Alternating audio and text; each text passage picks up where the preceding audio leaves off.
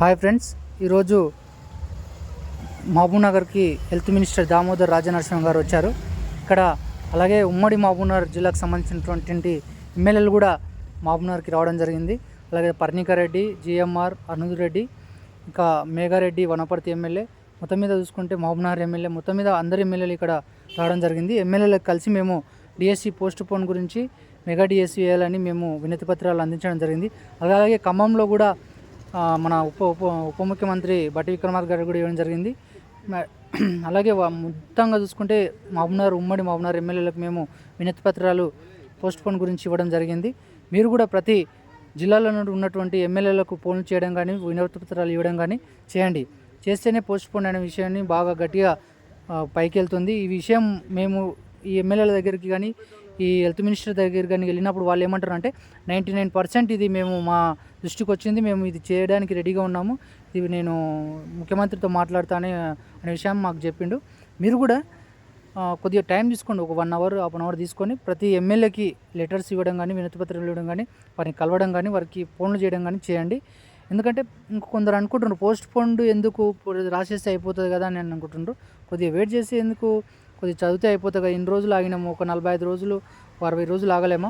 అందుకని మీరు కూడా ప్రతి ఒక్కరూ ఎమ్మెల్యేలను కలిసి వినతి పత్రాలు ఇచ్చే ప్రయత్నం చేయండి.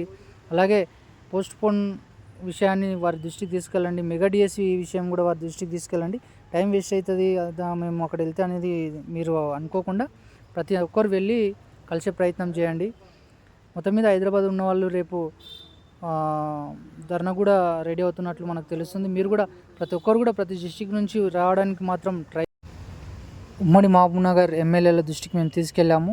ఈ ఉమ్మడి మహబూబ్నగర్ ఎమ్మెల్యేలు సీఎం సార్ దృష్టికి తీసుకెళ్తాము ఈ విషయాన్ని అని వాళ్ళు అయితే సానుకూలంగా స్పందించి మాకు ఆన్సర్ ఇవ్వడం జరిగింది.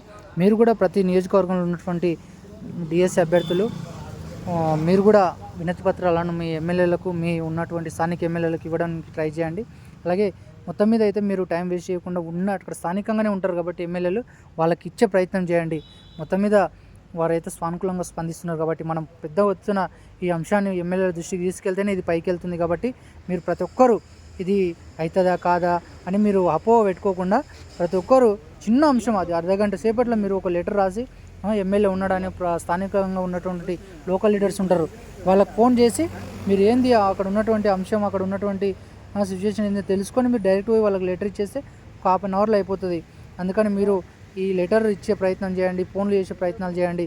చేస్తే ఈ మన ప్రభుత్వం అనేది, ఈ ప్రజాప్రభుత్వం అనేది సానుకూలంగా స్పందించి మనకు అనేది పోస్ట్ పోన్ అనేది చేయడం జరుగుతుంది. కాబట్టి ఇప్పుడు ఎందుకంటే మొత్తం మీద సిలబస్ అయిపోలేదు కాబట్టి మనం పోస్ట్ పోన్ కొడుతున్నాం, మనది న్యాయపరమైన కోరిక కాబట్టి ఇది పోస్ట్ పోన్ అవుతుంది.